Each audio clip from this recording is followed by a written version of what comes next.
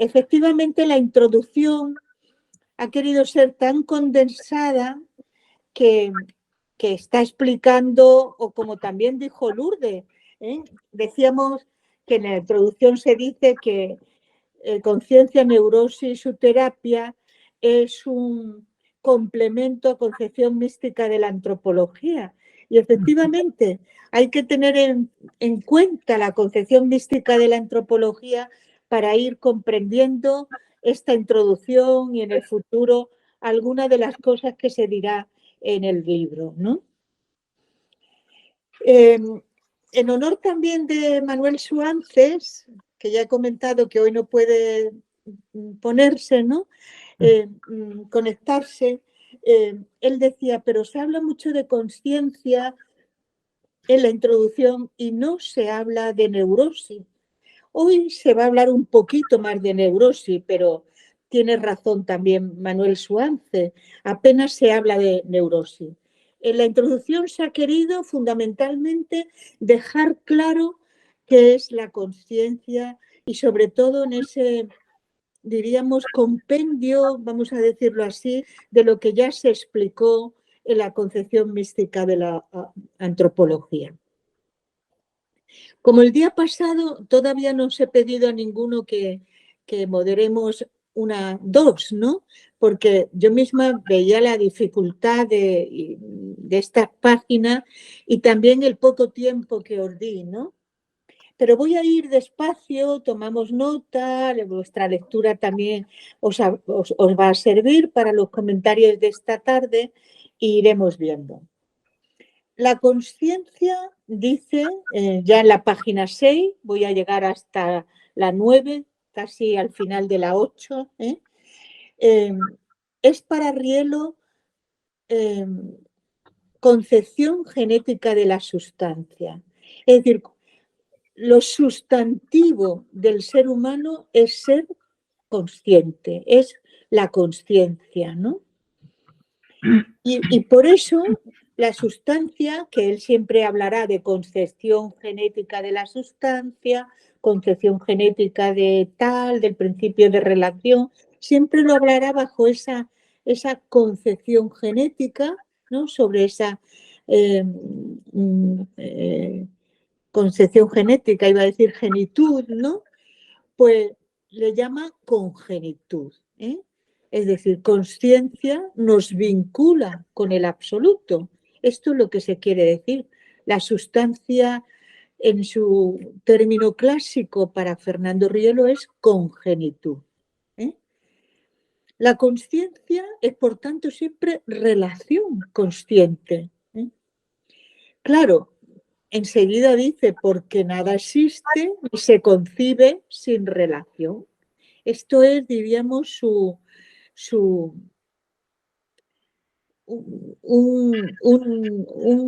una frase, no voy a decir un eslogan, pero un núcleo importante. Nada existe ni se concibe sin relación. Yo al llegar aquí me acordé de Hannah Arendt cuando la condición humana dice: nos medimos en referencia a alguien. A mí esa frase siempre me ha hecho mucho bien, porque claro, yo también leo como discípula de Fernando Rielo, viendo muchas conexiones, ¿no? La condición humana, el desarrollo moral de cada persona es siempre en ese medirse ante alguien, ¿no? Por eso la necesidad de un modelo, como diría Zubiri, tiene un artículo muy bonito que dice la fuerza del ejemplo, etcétera, ¿no? Nada existe, dice Fernando Rielo, ni se concibe sin relación.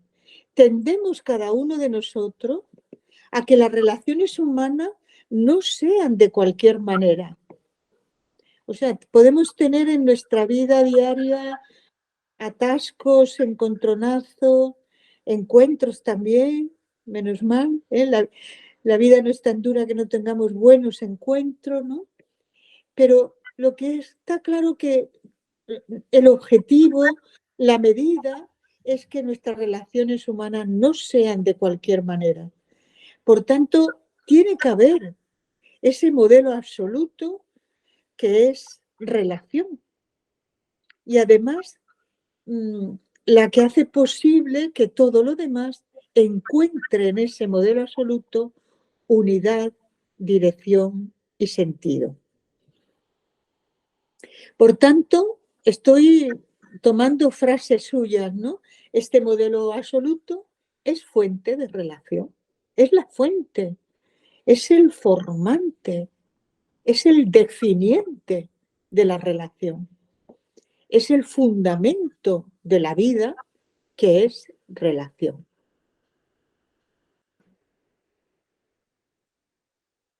Por tanto, este modelo absoluto tiene que ser una relación de términos que tienen que ser personas, porque la persona es siempre la máxima expresión del ser.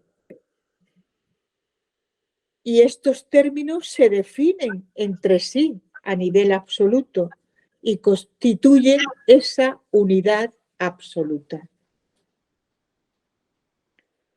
Cuando ahora Fernando Rielo se fija en esta introducción en la relación, dice, no puede ser nunca un concepto abstracto. Por eso él no habla nunca de concepto, habla de concepción genética. No puede ser tampoco un accidente,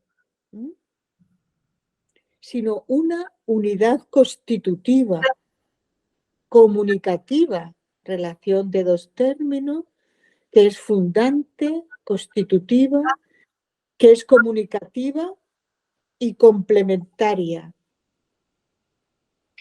Siempre, si es relación, es entre dos términos. Y en la introducción se pone un ejemplo muy,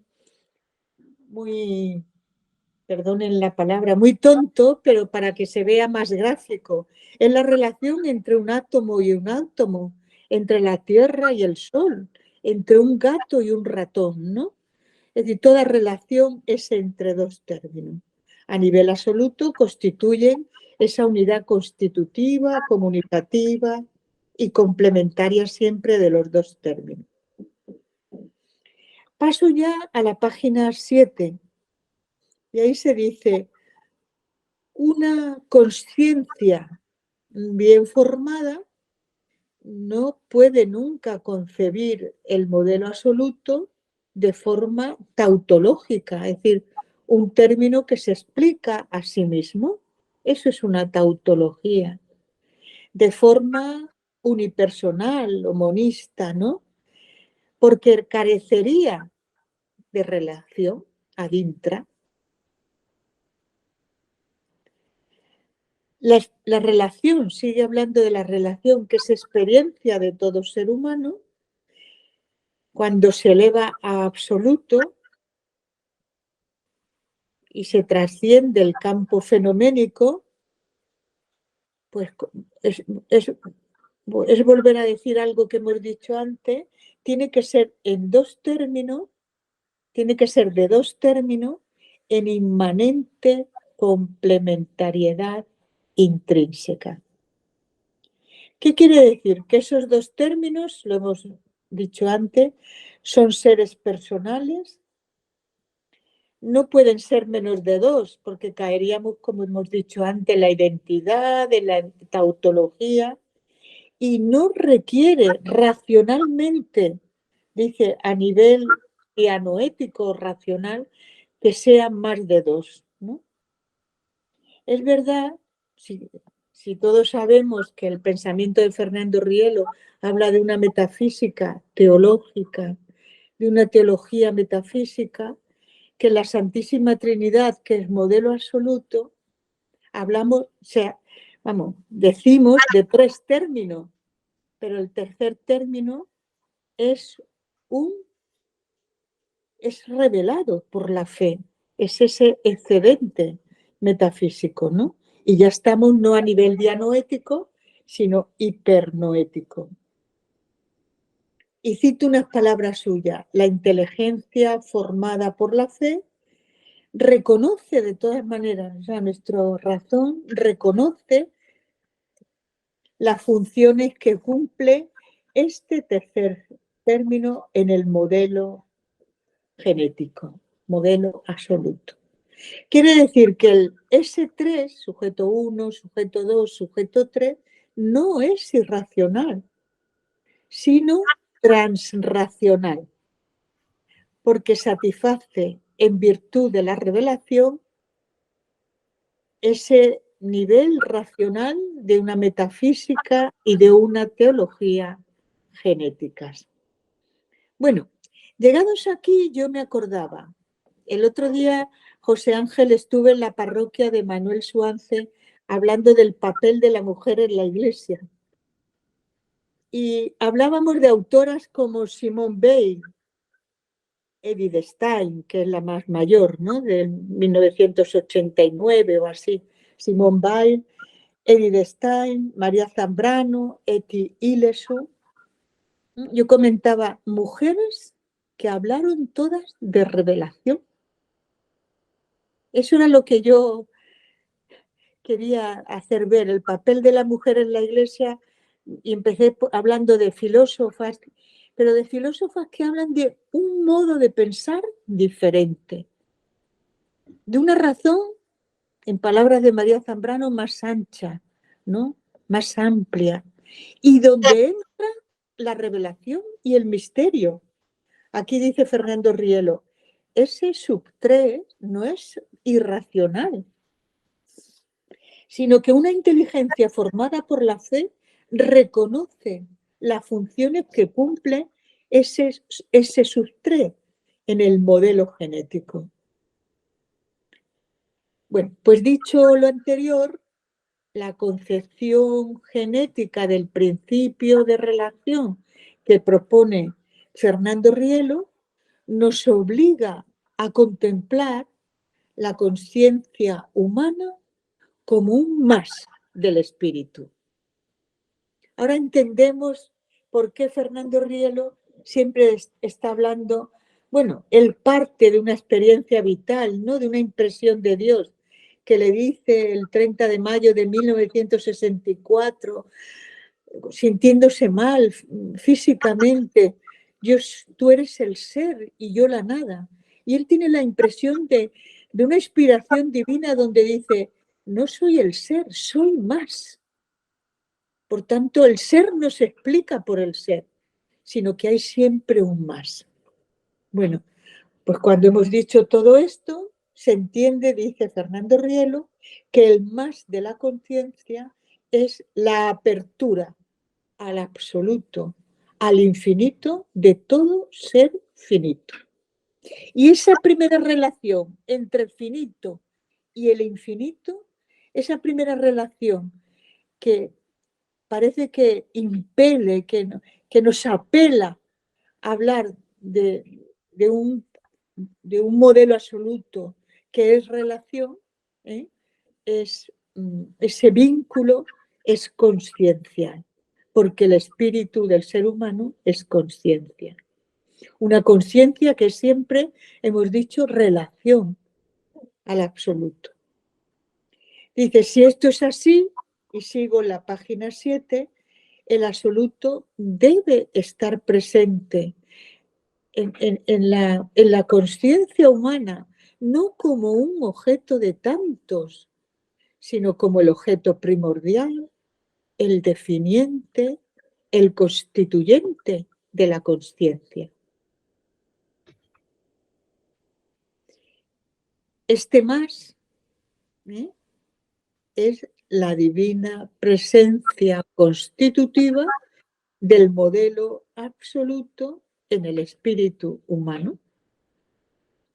Todo esto lo vimos en la concepción mística de la antropología.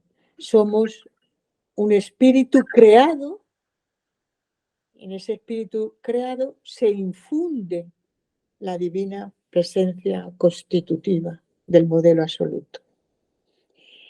Este modelo absoluto es relación absoluta de personas. Y ahora la pregunta, y ya estoy en la página 8 y última. ¿Qué es lo que hace la divina presencia constitutiva del modelo absoluto en el espíritu humano? O con las palabras que emplea tantas veces Fernando Rielo, en el espíritu psicosomatizado, porque nuestro espíritu no es un espíritu puro, ¿verdad? Es un espíritu, la naturaleza humana es la de un espíritu psicosomatizado. La naturaleza humana tiene 3 niveles: cuerpo, alma y espíritu. Dice, ¿qué es lo que hace la divina presencia constitutiva? Hacernos a semejanza, hacernos personas a imagen y semejanza de ese absoluto. Proporciona a la persona humana la plenitud del ser. ¿Qué es lo que hace? Pues hacernos semejante. Yo cuando intento explicar esto muy básicamente, digo, bueno, es que si no fuera así, ¿cómo somos a imagen y semejanza de Dios? No lo será por nuestro cuerpo, ¿verdad? Ni tampoco por nuestra alma, ¿no? Bueno, pues esa divina presencia constitutiva del modelo absoluto en nuestro espíritu, y ahora vienen palabras fuertes, pero que poco a poco iremos entrando en ese lenguaje, ¿no? Dice, queda el espíritu en un estado de ser. El estado de ser es la sustancia. Hemos dicho antes, la congenitud. Hemos dicho antes, la conciencia. Deja al espíritu en un acto de ser, que es el acto, es la esencia, ¿no? En las palabras más clásicas. En palabras de Fernando Rielo, ¿cuál es la esencia del ser humano? Es un verbo que quiere unirse al verbo en mayúscula. Eso es transverberación. Llena al espíritu de potestad. Es consciencia potestativa. La capacita, la llena de potestad. Deja al espíritu en una forma de ser. Y la palabra forma, por poquito de griego que sepamos, es morfe, naturaleza. Y nuestra naturaleza es una conformogénesis, le llama Fernando Rielo. No somos deidad, es decir, con toda esa potencialidad, ¿no? No somos dioses, pero somos abiertos a esa divinidad.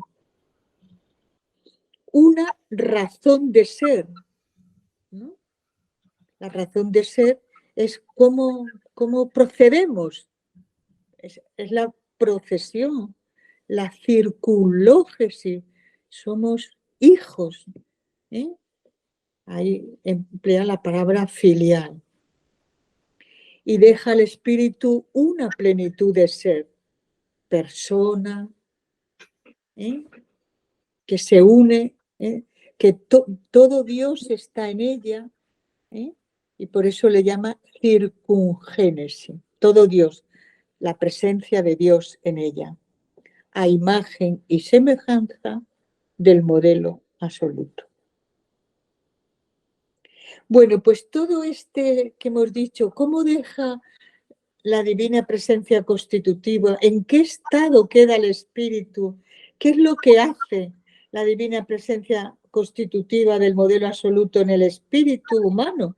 En el espíritu psicosomatizado hemos dicho, pues deja una huella, un estado de ser, una razón de ser. Todo eso le llama gene.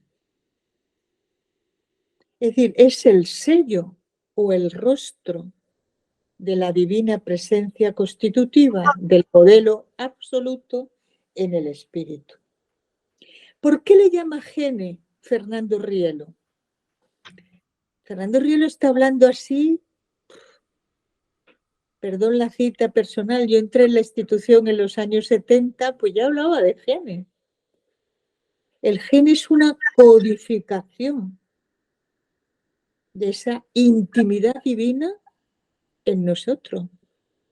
Por eso dice, deja un estado de ser, muchas cosas, ¿no? Pero bueno, todo está codificado. Ahora es la vida de cada uno de nosotros que lo va desarrollando, ¿no? El gene son los atributos de verdad, bien y belleza, las virtudes, los valores. Bueno, y por fin la palabra que le gustaría oír a Manolo Suárez al final de la página 8. Dice, claro, todo esto es ese modelo absoluto siendo unidad, poniendo, ¿no? Pero unidad, dirección y sentido en el espíritu humano. Pero el espíritu humano es libre y puede no seguir esa ruta. Esa deformación de la conciencia es la neurosis. Ese límite, esa deformación, esa resistencia que es posible a pesar de la presencia en nuestro espíritu de las personas divinas, es la neurosis.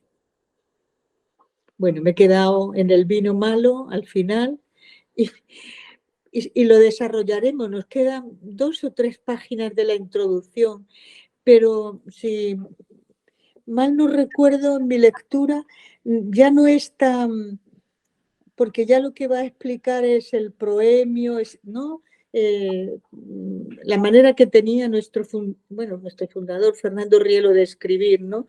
Un proemio, una cuestión crítica, una cuestión formal, unas conclusiones. Ya el resto de la introducción es un poco formal.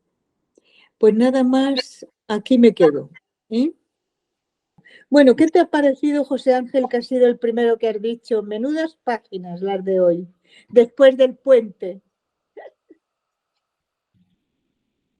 Juana, gracias. No sé qué, o sea, el contenido me parece extraordinariamente creativo, interesante, valioso para nuestra cultura y para todo momento, ¿no? Ahora, la forma de decirlo, la forma de comunicarlo, probablemente no sé, hay que apelar a ese tipo de lenguaje culto más que culto, pero a mí me preocupa un poquitín el que sea difícil la comunicación con la ciudadanía. Ya sé que no se debe estar a hablar o a decir como dice la ciudadanía, porque entonces ya nos advertía de eso Aristóteles, ¿no? El gobernante tendrá mucho cuidado de cómo se habla en la polis, porque cuando se habla mal, todo va mal. O sea, no se trata de que de una manera chapucera queramos decir conceptos de realidad que son, iba a decir, más que metafísicos. Pero a mí me preocupa un poquitín, no sé si decir la eficacia. Bueno, probablemente estoy diciendo algo que vosotras también tenéis pensado, dialogado y planteado, ¿no? Y respecto del contenido, pues ya digo, me parece maravilloso, pero no sé si habría otra manera de decir lo mismo o parecido de manera hipotéticamente más cercana, no lo sé.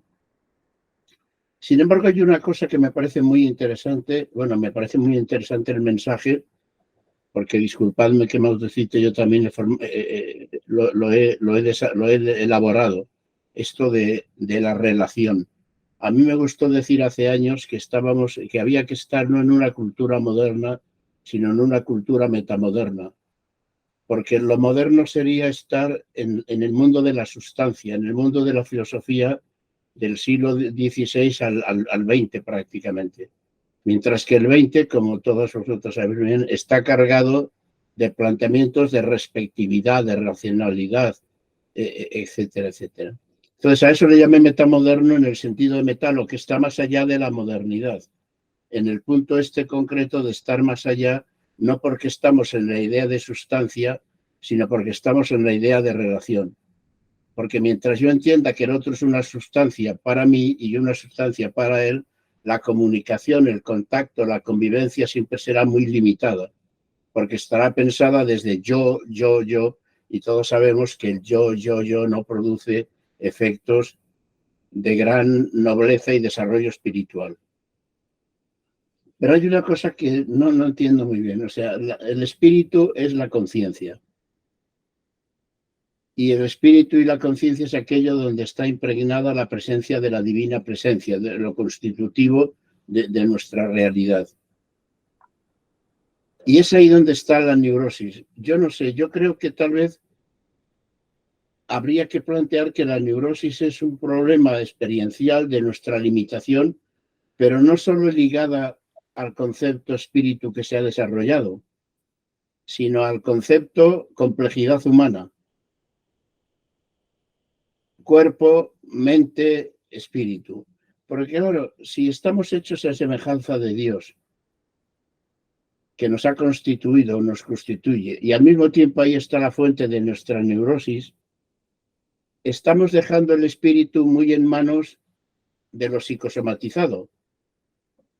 Y yo no sé hasta qué punto también se podría defender que el espíritu, la conciencia, consistirá bien educada en ser capaz de reducir la influencia o la importancia de lo psicosomatizado. No sé si esto último que estoy diciendo lo digo con suficiente claridad, pero es la parte temática que, aceptando que todo lo otro, pues tendré que pensarlo más veces, porque es bastante... Porque hay un último punto que no sé si decirlo, porque probablemente es mejor, más prudente callarse, pero bueno, como ustedes son personas abiertas y bien relacionadas, pues lo voy a decir. Uno tiene la sensación,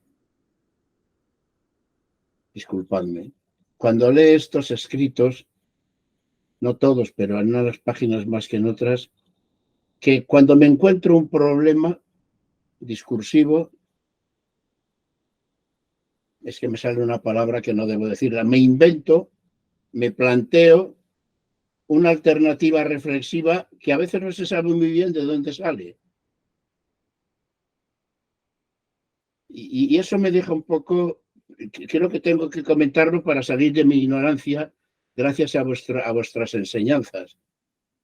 Pero bueno, por el momento, y no sé si después tendré algo más que decir porque ya me he quedado bastante exprimido. Muchas gracias, Juana. Me parece extraordinario lo que nos has contado y esto que os he dicho. Si queréis comentar algo, decirme algo o ilustrarme con algo, pues os lo agradezco. Y si no, pues... Bueno, yo te respondo algo, pero podemos responder más, ¿no? Bueno, con respecto al lenguaje, ¿no? Yo me acuerdo que hace unos años, debió ser el 14, porque creo que celebramos el 10º aniversario de la muerte, ¿no?, de Fernando Rielo, con una jornada muy interesante en la Casa de Vaca, en El Retiro, ¿no? Y Antonio Heredia de verdad hizo un discurso que luego ha publicado, es un artículo precioso, ¿no?, acerca del lenguaje filosófico y del lenguaje en Fernando Rielo. De verdad me parece magistral, ¿no?, porque habla primero de la dificultad, ¿no?, del lenguaje en la filosofía y cómo los autores cincelan unos términos, unas palabras que a veces resultan dificultosas, pero que cuando uno entra, pues hace posible la comprensión y sobre todo el estudioso, ¿no?, observa la precisión del propio lenguaje. Y en el caso de Fernando Rielo, pues también sucede, ¿no? Bueno, entonces tienes razón. Luego estamos los estudiosos que podemos divulgarlo, explicarlo, relacionarlo. Bueno, y probablemente pienso yo, ¿no?, que el congreso de este centenario ha sido eso, ¿no? Desde muchos niveles, con muchas relaciones, pues intentar divulgar, porque los demás somos eso, personas que difundimos un pensamiento que creemos entender en su dificultad, pero lo creemos entender. Bueno, lo segundo, a lo mejor yo me he explicado mal. Es verdad que la conciencia humana está herida. Teológicamente diríamos está herida por el pecado original. Pero no es que la neurosis salga de la conciencia, sino que es su límite. Es decir, puede, en virtud de esa libertad, no seguir esa senda genética. A mí me gusta muchísimo la palabra que emplea Fernando Rielo, disgenética. Y disgenética es siempre deformación, perdona la palabra que voy a decir ahora, es demasiado fuerte, perversión, porque lo podemos pervertir cualquier relación, ¿no?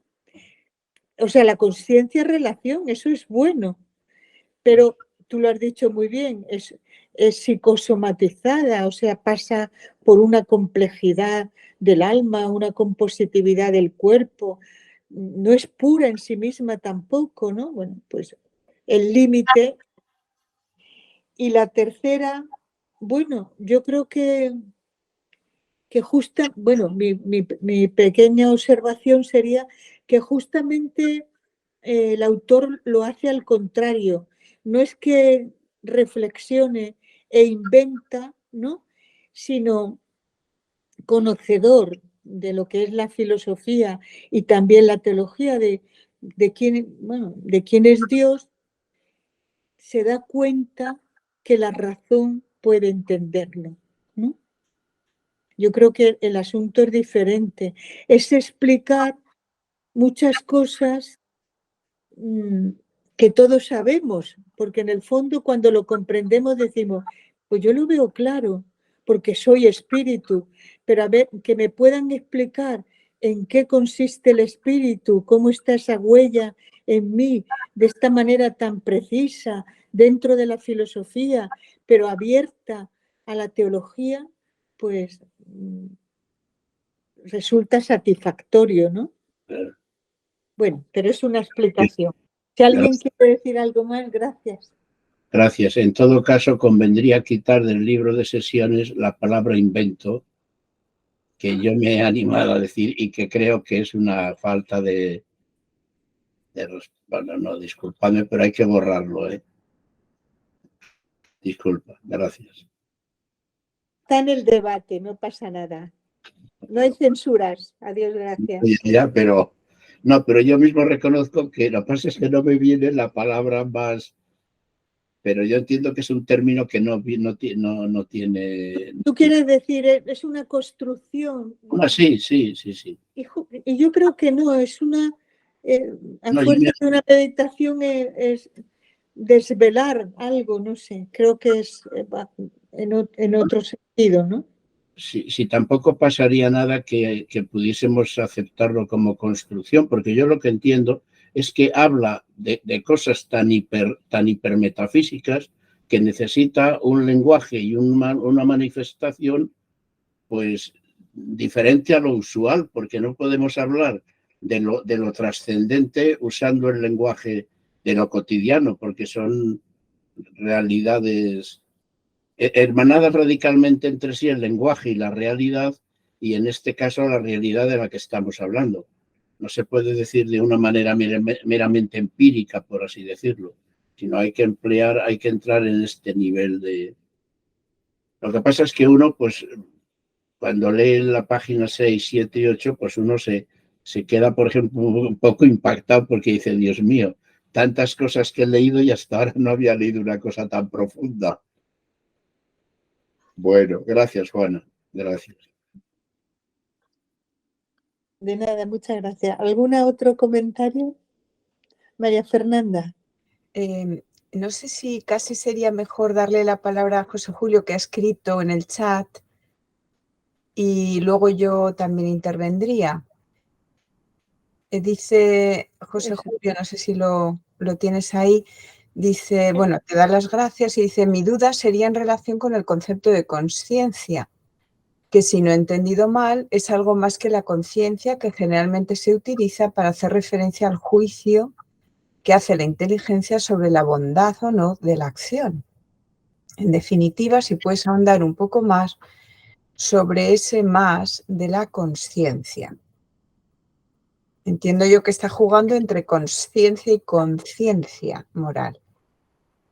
Pues sigue tú hablando lo que quieras decir. Bueno, yo es que mi reflexión iba a ir por otro lado. Pero Pues si quieres... entonces, no. Bueno, efectivamente, esto sí que debe quedar claro, ¿no, José Julio? Desde el principio. Cuando está hablando, es muy importante la consciencia en Fernando Rielo, porque está hablando de la relación. ¿eh? No es solamente ese acto reflexivo por el cual nosotros entramos en nosotros mismos, que es lo que se ha hablado tantas veces de esa conciencia intelectual y que lleva también a esa conciencia moral de dirimir entre el bien y el mal. Está hablando de una relación constitutiva. Y por eso Fernando Rielo emplea la palabra conciencia del verbo estío, saber, ¿no? Con. Habla de esa alianza ontológica. Es que este fin de semana he leído también otras cosas, pero no creo que está en la introducción, ¿no? Pero habla de que esa relación es la unidad de vivencia en el ser humano. El ser humano, contrariamente a lo que ha dicho Heidegger, a lo que ha dicho Sartre, a lo que ha dicho el mismo Schopenhauer, no es un ser solo, ¿no? Es un ser en relación con otro. O sea, lo que está hablando de conciencia es la vivencia también primigenia del ser humano, ¿no? Y aquí se engarzan muchas cosas. Porque fíjate, yo he estado ahora en Valencia en una tesis sobre Martin Buber. Cuando habla Martin Buber del compromiso, de la esperanza, de la apertura al tú, ¿no? Es que somos en alguien. Bueno, pues eso es lo que Fernando Rielo lo va a denominar conciencia, unidad de vivencia, alianza entre el finito y el infinito, ¿no? Te está diciendo algo, José Julio, que dice, es decir, conciencia se relaciona con el ser. Claro, la conciencia es lo más constitutivo ontológicamente, o místicamente, acuérdate, también lo tenemos que recordar. Cuando habla de ontología o mística, Fernando Rielo se refiere siempre a la persona humana. Cuando habla de metafísica se refiere siempre al absoluto. Y está explicando, lo ha dicho, ¿no? Conciencia es apertura al absoluto. Es decir, esa sed de alguien está inscrita o se explica por esa unidad, por esa relación, ¿no? Entre la conciencia y el absoluto, ¿no? Claro, se refiere a la unidad constitutiva del ser humano, ¿no? Muy bien. María Fernanda. Pues bueno, yo todo lo que hemos leído lo voy a situar en un marco que yo cuando estaba elaborando mi tesis sobre Javier Zubiri hice la respectividad en Javier Zubiri y eso me obligó a estudiar todo lo que significa el término relación de todas las maneras posibles a lo largo de la historia del pensamiento. Yo ahora hace tanto tiempo que no recuerdo con toda nitidez todo lo que embargaba, ¿no? Pero sí que como ya conocía bastante o conocía el pensamiento de Fernando Rielo, comparaba mucho lo que se estaba diciendo en la historia del pensamiento con cómo habla Fernando Rielo sobre la relación, aunque mi tesis no era de la relación en Fernando Rielo, sino de la respectividad en Zubiri. Bueno, con esto lo que quiero decir es que,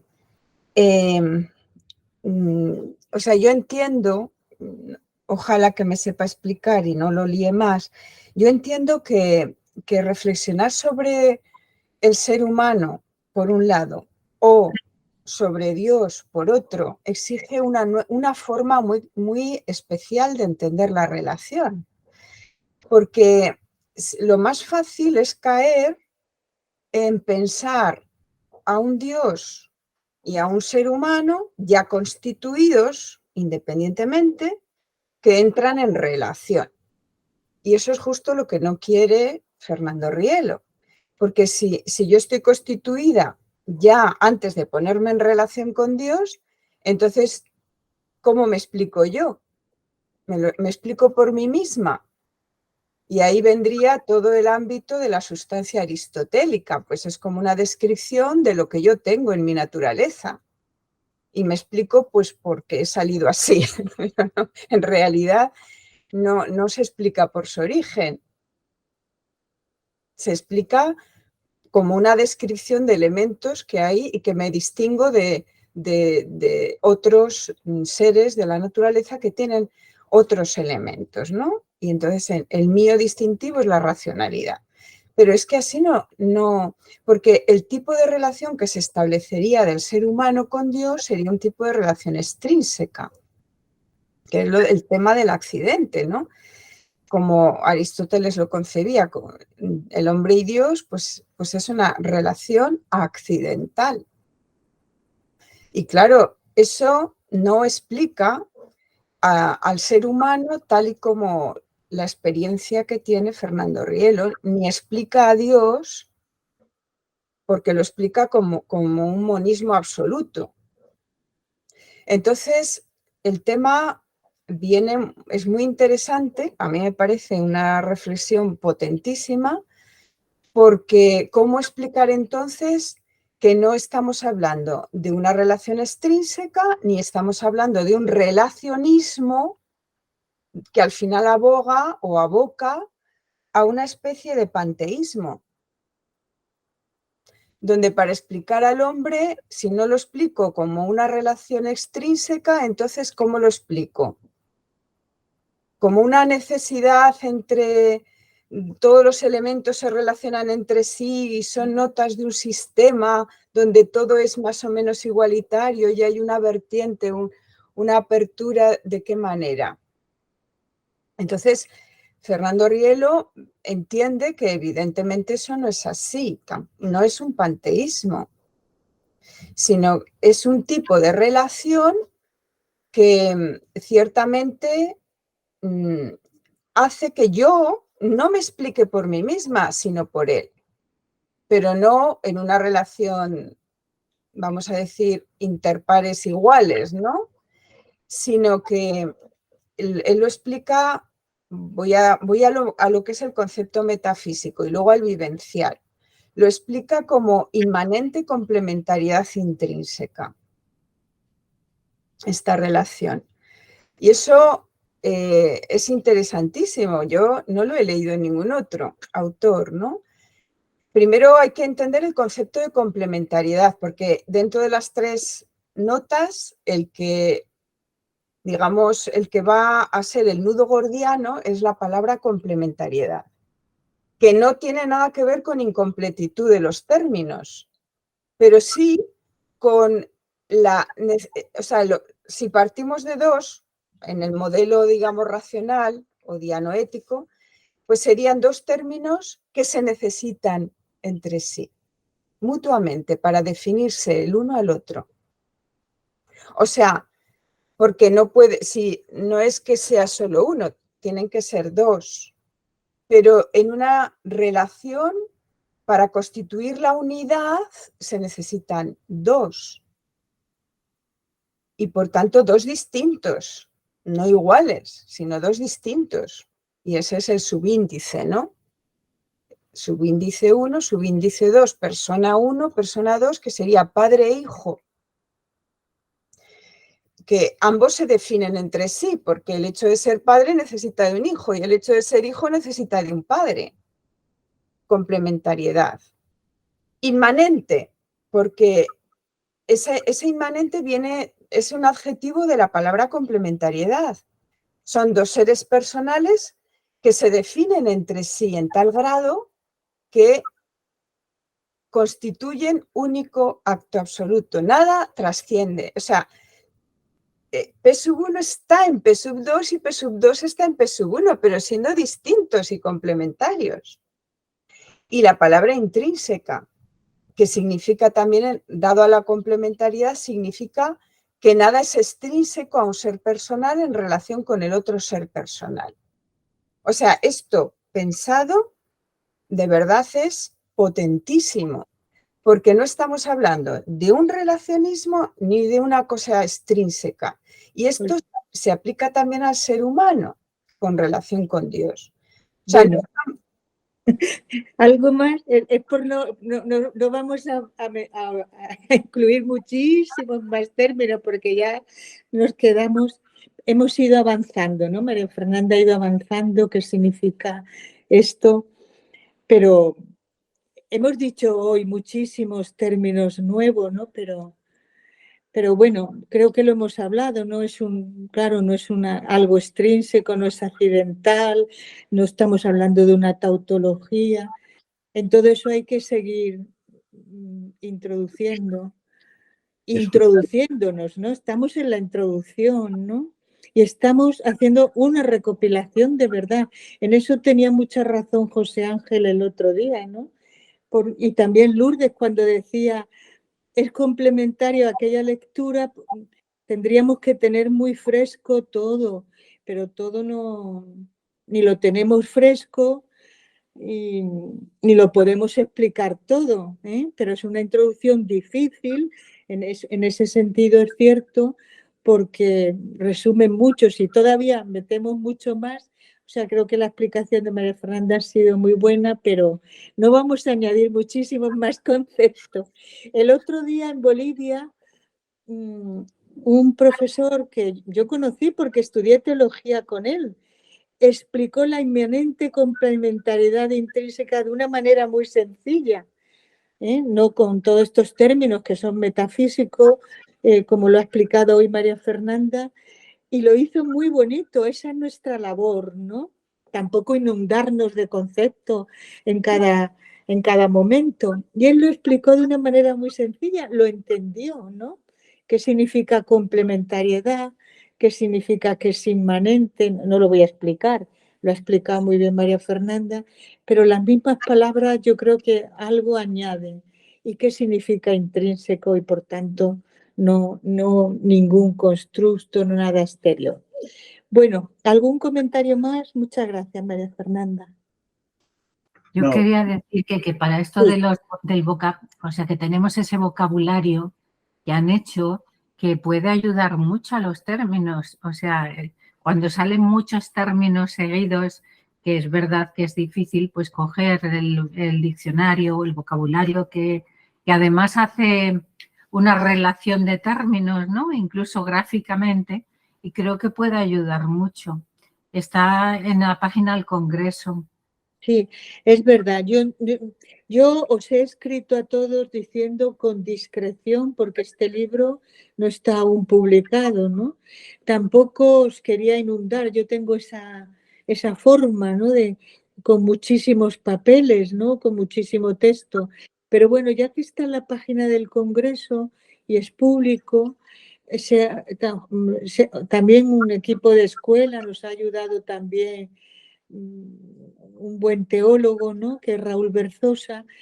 Se ha hecho un vocabulario, creo que la palabra, porque yo lo buscaba estos días, no viene por diccionario, sino por vocabulario, y es excelente.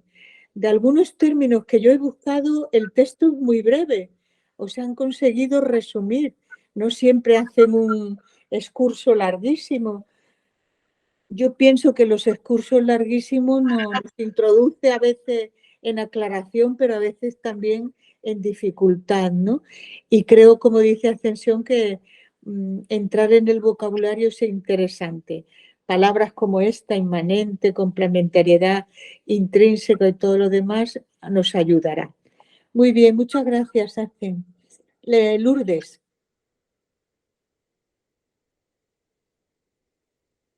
Ya, dado que somos un gran grupo, vamos a participar todos. Y quedaba solamente yo. Bueno, aparte de dar las gracias a Juana por la exposición y a José Ángel por poner palabra al sentimiento que muchas veces nos asalta al leer estos textos, y a María Fernández Ascensión por la aclaración, yo solo quería decir dos cositas.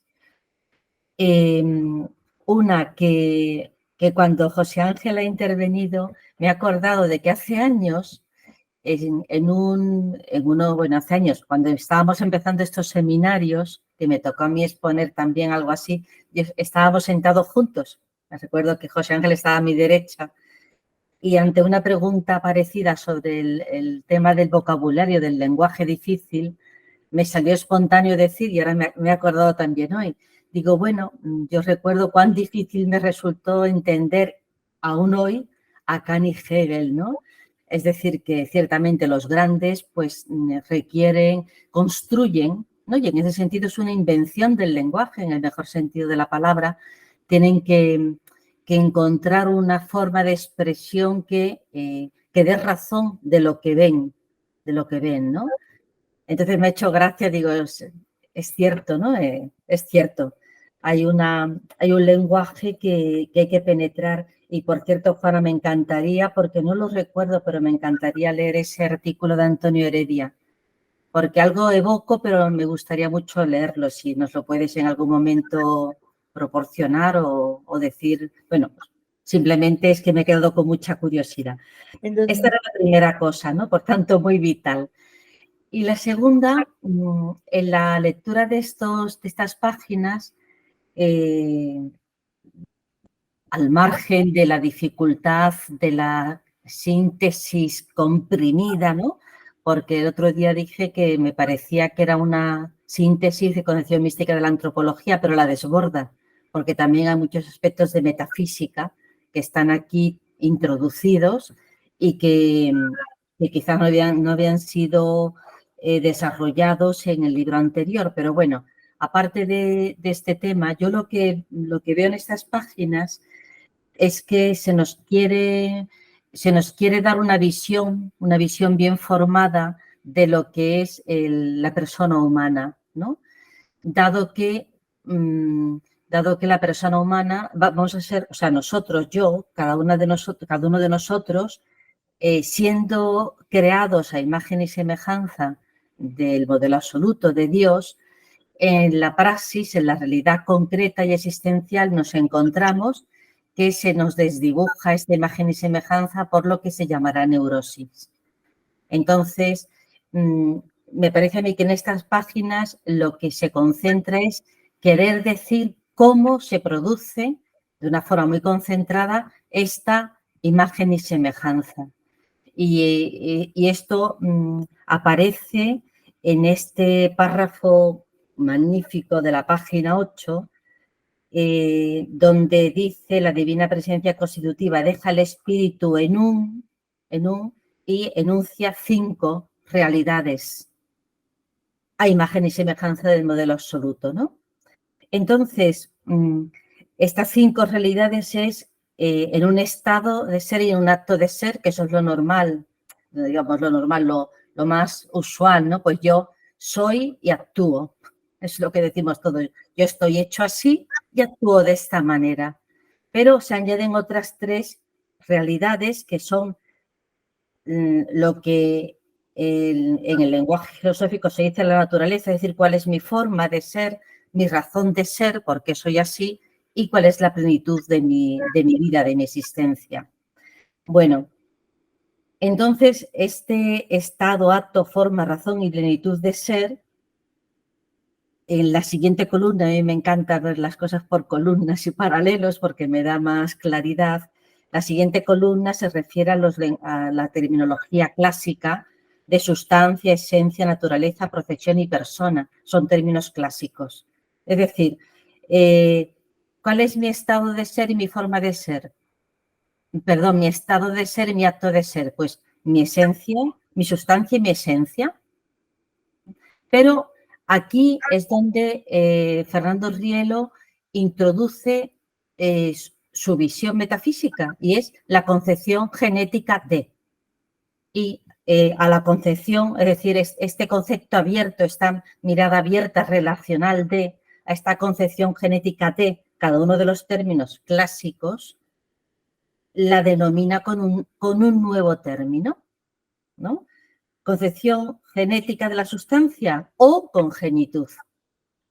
Concepción genética de la esencia o transverberación, etcétera. Así las 5 veces. Bueno, y hasta aquí, digamos que es un poco lo que habíamos quizás estudiado más ampliamente. Pero la cuarta columna que se añade en esta descripción es la que a mí me ha dejado hoy maravillada, porque no la había visto antes puesta en esta secuencia. Porque hasta ahora hemos dicho, somos conciencia y potestad, ¿no? Todo esto es para definir cómo soy y, por tanto, esa deformación o limitación, deformación por una parte, limitación por otra, ¿no? Disgenesia y límite que me lleva a la neurosis, pues cómo existo, cómo soy, cómo estoy hecho y cómo me manifiesto en la realidad. Pues soy, al ser persona, significa que por encima, que más allá de, como dijimos la vez pasada, ¿no? La noesis y la logesis queda abierto en conciencia y potestad. Es decir, somos seres conscientes y potentes, digamos, con capacidad de actuación, con esta potencia. Pero, y hasta aquí habíamos llegado, pero aquí, ¿cuál es mi naturaleza? Es deitática, ¿no? La naturaleza o forma de ser o concepción genética de la naturaleza, que es la conformogénesis, es que somos seres deitáticos. Es decir, la imagen y semejanza de las personas divinas nos hacen, pues, dioses sois, como diría Cristo, ¿no? Repitiendo al poeta. Mi razón de ser es filial. Me ha encantado esto, porque no lo había pensado nunca así. Y la plenitud de seres, pues, en esta pericóresis de todo lo anterior, es la persona, ¿no? Bueno, yo creo, esto es lo que yo he sacado como visión de esta lectura de hoy, también he tenido que ir un poco a recordar los términos, a rescatar lo que María Fernanda ha explicado bien, que yo siempre me armo el lío, me lo he tenido que escribir para poder explicar bien los matices, pero me ha quedado más que claro al entendimiento, pues visual, este diseño de lo que es la persona humana, que es naturaleza humana y naturaleza deitática, ¿no? Expresado en estas 5 acciones, bueno, no sé cómo se podría decir, en estas 5 consecuencias de la divina presencia constitutiva en el espíritu humano. Ya está, esto es lo que yo quería tratar de explicar, que no sé si he logrado explicar un poquito lo que veía, pero es mi reflexión de hoy. Bueno, José Ángel, ¿para qué sirven los pedagogos? Para darnos una aclaración como lo ha hecho Lourdes. Porque es verdad, ella ha puesto estas 5 actuaciones, Dios actúa, cómo deja, ¿no? ¿Qué hace, no? Decía la divina presencia constitutiva del modelo absoluto en el espíritu psicosomatizado. Pero fijaos, si lo escribí, yo lo tengo aquí escrito, efectivamente son 5 acciones, pero hay 4 columnas, ¿no?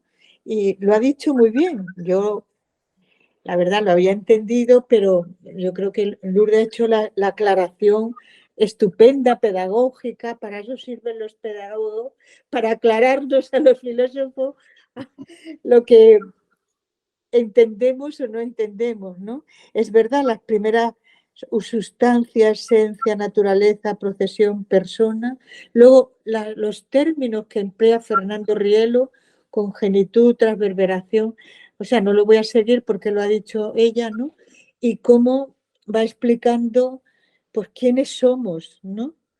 O sea, por eso en tu tercera pregunta, yo creo que no inventas, sino la fuerza que es didáctica por una parte de Fernando Rielo, con términos que no los tenemos que aprender en su lectura, pero que son precisos y nos lo aclaran muy bien, ¿no? Pues somos conciencia, potestad, nuestra naturaleza es deidad, no somos dioses, pero somos a imagen. Nuestra razón de ser es la filiación y la persona que es pericoresis. No vamos a entrar ahora en este término, pero entraremos, porque la abundancia de términos nuevos, los que no hayan estudiado teología, lo iremos explicando. Bueno, pues yo creo que muy bien. Hoy acabamos un poquito antes, también somos menos, así no se despide José Julio antes. Y si os parece, la próxima, en enero, vemos las últimas páginas, porque todo lo vamos a ver, ¿no? Si echamos una mirada atrás, como decíamos el día anterior, yo creo que con la teoría del Quijote hemos estado 3 años, pero bueno, lo hemos leído despacio. Pero ya veréis que lo que queda de la introducción ya no es mucho más de contenido y a lo mejor pues añadimos unas palabras, unas páginas ya de lo que es el proemio, que es lo primero. No les digas a los filósofos que los pedagogos sirven para aclarar algo, porque vas a hacer enemistades. Lo sé, pero sí que aclaran. Sí que No hay aclaran. valiente. Bueno, feliz Navidad. Eso, feliz Navidad para todos. Y buen Y año. hasta Muchas pronto. gracias. Muchas gracias a todos. Feliz Navidad.